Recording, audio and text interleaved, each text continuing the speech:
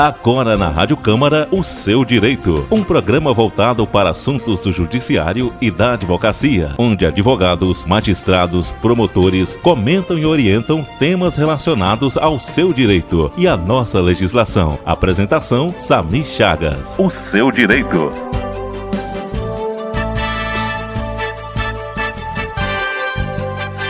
O quadro Seu Direito de hoje conversa com o Dr. Ronaldo Silva, ele que é presidente da Comissão de Advocacia Previdenciária da Subseção AB de Teixeira de Freitas, e nós vamos falar sobre direito previdenciário.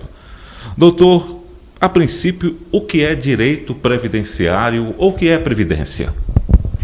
Olá, Sami. Olá, ouvintes da Rádio Câmara FM. É uma satisfação enorme estar aqui e agradeço a oportunidade de estar trazendo importantes esclarecimentos para a sociedade. O direito previdenciário, ele cuida das questões voltadas a benefícios que são pagos pelo INSS. Existe também o direito previdenciário voltado para as situações de outros planos de benefício, que são no caso de benefícios pagos por outros entes, mas aqui eu acho interessante que a gente foque nos benefícios pagos pelo INSS. São benefícios que exigem contribuições e benefícios que não exigem, que são os benefícios da assistência social, que são os benefícios pagos aos idosos e às pessoas portadoras de deficiência. Nós falamos também do caso do BPC. Perfeitamente. O BPC é o benefício de prestação continuada, que algumas pessoas chamam de LOAS, que é a Lei Orgânica da Assistência Social. Esses benefícios não exigem contribuições, são pagos para pessoas que estão em situação de necessidade, no caso o idoso, tanto o homem quanto a mulher, 65 anos, melhor dizendo, e para a pessoa portadora de deficiência, desde que essas pessoas sejam de baixa renda. A legislação que rege essa questão previdenciária no país tem mudado.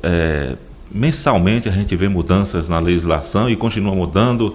Entrou a reforma previdenciária, entrou a pandemia, as perícias paralisaram no INSS. Como está toda essa situação? Qual é a realidade hoje? Olha, Sami, é um quadro muito difícil que o cidadão enfrenta e a advocacia também enfrenta. É muito difícil essas mudanças, algumas delas até necessárias, eu concordo. Por outro lado, toda essa sistemática dos benefícios do INSS, desde a análise desses benefícios, a forma de requerer esses benefícios, vem mudando muito nos últimos anos. O INSS hoje é quase 100% digital. Lógico, tudo isso traz uma praticidade, tanto para o segurado quanto para as pessoas que utilizam essas ferramentas, a advocacia principalmente.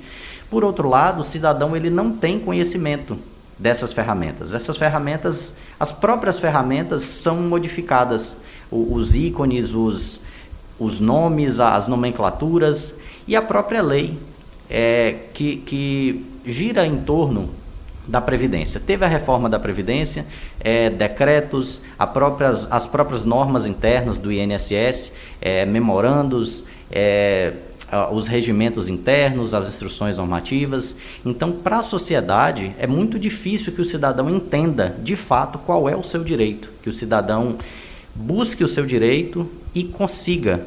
Para o advogado, também, essas mudanças acarretam em grande dificuldade. Em alguns casos, instabilidade de sistema e a própria compreensão de tudo isso, porque hoje a gente não tem aquela oportunidade de ir até a agência do INSS e da forma que a gente tinha, o acesso que a gente tinha, isso por causa da pandemia. Lógico, as agências continuam fazendo alguns atendimentos, mas tudo isso está limitado. E ao contrário do que se espera, o processo digital, causado por outros fatores também, evidentemente, principalmente pelo número reduzido de servidores do INSS, vem acontecendo uma demora a mais do que era antes. Ou seja, saímos de um procedimento físico para um procedimento digital, que esperávamos que tudo isso traria celeridade nas respostas do INSS e não vemos isso. O BPC é uma aposentadoria não permanente. Isso, é um benefício... Não permanente, ok. Exceto o BPC, quando o cidadão tem o benefício dele suspenso ou houve algum corte, alguma dedução no benefício dele, o que fazer? Certo. No caso do BPC, ele não é considerado aposentadoria. As aposentadorias pressupõem contribuições. Os BPCs, eles são da assistência social, são benefícios pagos pela assistência social e o INSS gerencia tudo isso. Em caso de cessação de benefício, de um auxílio-doença, por exemplo, a pessoa foi submetida a um exame pericial, o médico indicou uma data de cessação de benefício, o segurado tem que pedir a prorrogação desse benefício em até 15 dias antes da cessação, caso essa situação de incapacidade persista. Em outros casos, voltando aqui para o BPC, que não é um benefício de natureza permanente, ele é pago enquanto existir a situação ensejadora do benefício, esse benefício pode ser suspenso. E em muitos casos as pessoas não se atentam a isso e têm benefícios cortados. Acontece, por exemplo, Samir, e falo aqui ao ouvinte, a composição do grupo familiar e a renda desse grupo familiar é definidora para a manutenção do benefício. Do BPC. No caso de aposentadoria, não. Podem ter vários aposentados em uma casa. Tem até um ditado que as pessoas dizem, não pode ter 2 aposentados. Eu brinco, eu falo pode ter 200, porque a aposentadoria é diferente de benefícios assistenciais. Então, considerando os BPCs, a mudança na composição do grupo familiar ou que aquelas pessoas passem a possuir renda, isso, ao atualizar o cadastro único da assistência social, o INSS passa a ter acesso a essas informações, faz uma revisão do benefício, evidentemente oportuniza que a pessoa apresente uma defesa, mas o INSS já tem aquelas informações. O grupo familiar mudou, a renda do grupo mudou e, consequentemente, aquele benefício passou a ser indevido. Por isso, tem muita gente respondendo a processos administrativos do INSS ou buscando a justiça para tentar reverter uma cessação ou até mesmo pedir de devolução de valores, que em muitos casos são altíssimos valores que a pessoa recebeu e o INSS entende que é indevido, mas é um benefício de natureza temporária aos BPCs. A aposentadoria rege pela essa questão da contribuição, o BPC não. Quais são os tipos de benefícios previdenciários? Os benefícios previdenciários são vários. Temos os benefícios por incapacidade, que hoje mudou a nomenclatura, hoje não falamos mais auxílio-doença, mas sim benefício por incapacidade temporária. O benefício por incapacidade permanente, que é a antiga aposentadoria por invalidez. E temos também o auxílio-acidente, que é um benefício que é pago como uma espécie de indenização para a pessoa. Não seria como tipo de DPVAT. O auxílio-acidente seria uma espécie de indenização para a pessoa que sofreu uma redução na sua capacidade de trabalho. Ela até pode exercer aquela atividade ou outra, mas ela teve uma redução na sua capacidade. Ele paga a metade do que o auxílio-doença pagaria, que hoje é o auxílio incapacidade temporária. No caso do auxílio... Antes do senhor entrar no outro auxílio aí, pode requerer esse auxílio-acidente somente aquele que contribui com o INSS ou qualquer cidadão? Somente a pessoa que contribui com o INSS ou o segurado especial. Segurado especial são as pessoas que trabalham na roça, as pessoas que são pescadores artesanais que vivem daquilo ali. O auxílio-acidente também é devido para essas pessoas e não é exigido contribuições desse tipo de segurado. Tem diversos outros benefícios do INSS, como as aposentadorias por idade, as aposentadorias por tempo de contribuição, a aposentadoria do deficiente, né? o salário maternidade. Então, o INSS ele cuida de todos esses benefícios. Os mais comuns são esses, as aposentadorias e os benefícios por incapacidade. Salário maternidade, o que é isso? O salário maternidade é um benefício que é pago à mãe que ficou afastada do seu trabalho.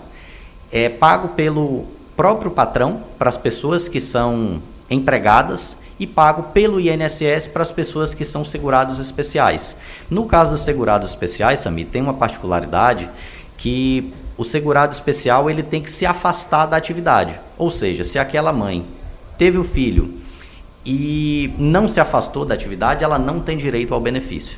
Ou seja, tem que ter essa atenção quando do preenchimento da autodeclaração do trabalho rural. Ela precisa preencher e precisa, evidentemente, se afastar para cuidar, se dedicar à criança. Ela precisa fazer o preenchimento pontuando a data do início da atividade rural, a data do afastamento evidentemente antes do nascimento da criança, e o retorno à atividade rural após o período do benefício, para ela ter direito a esse benefício.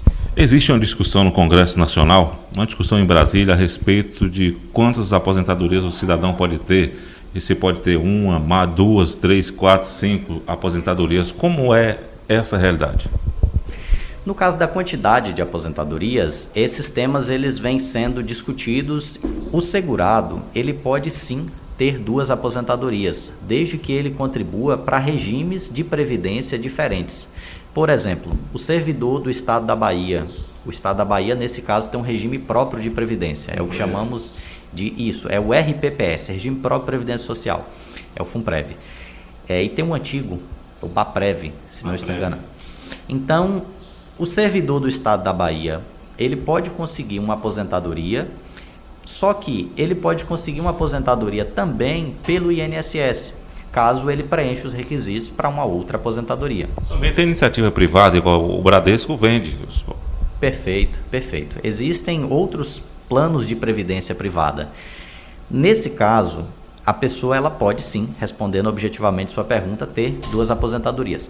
A pessoa pode também, Samir, aproveitar esse tempo para juntar em outro sistema. Por exemplo, a pessoa contribuiu como profissional autônomo. O INSS foi beneficiado com essas contribuições.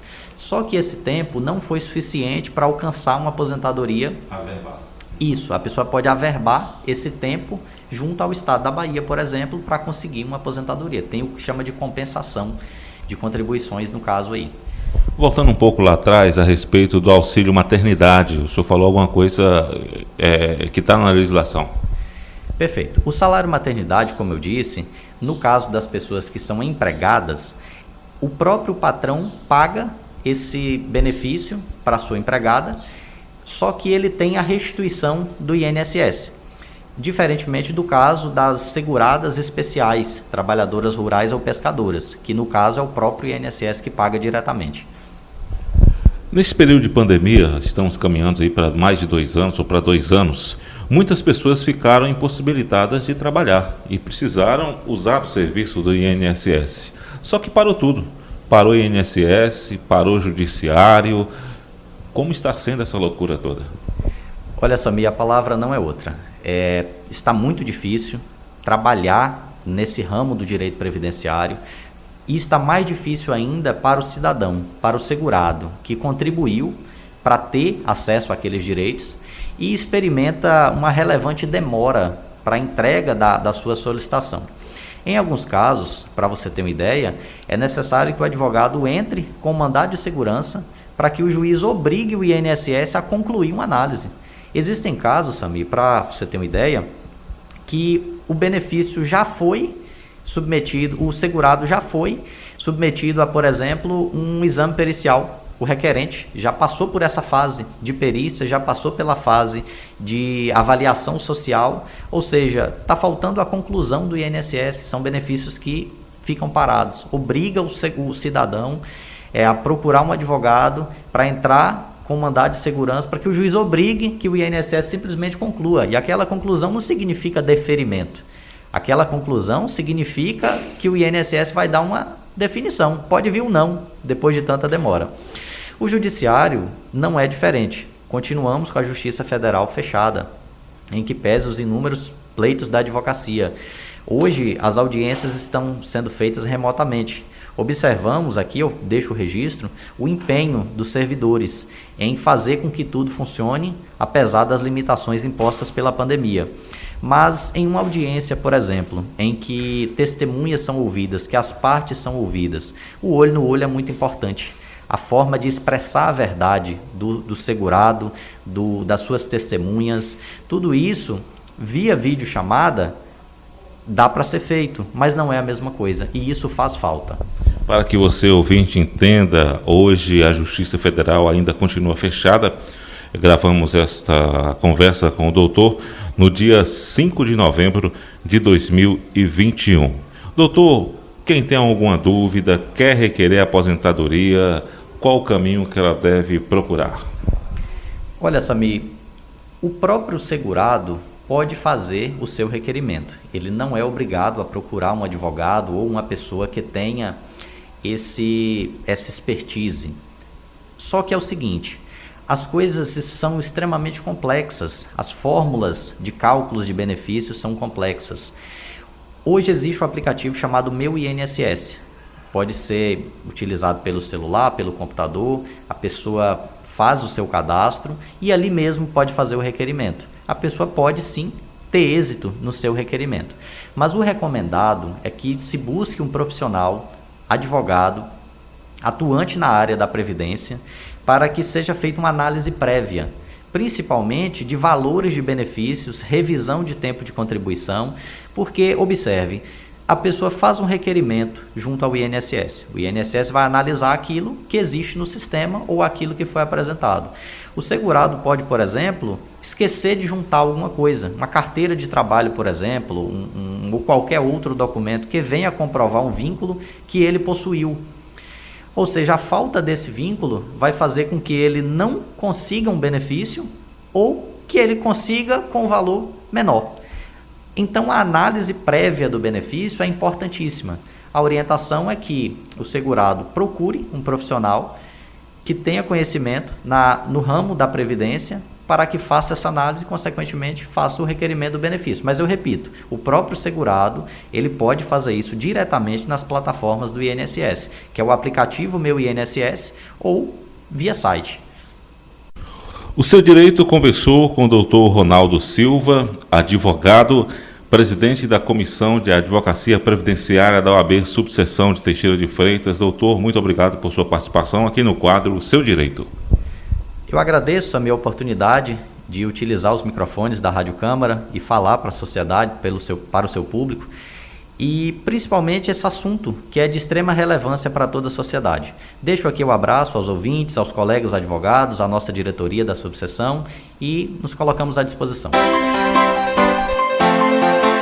Você ouviu O Seu Direito, um programa da Rádio Câmara de Teixeira de Freitas. Produção e apresentação, Samir Chagas.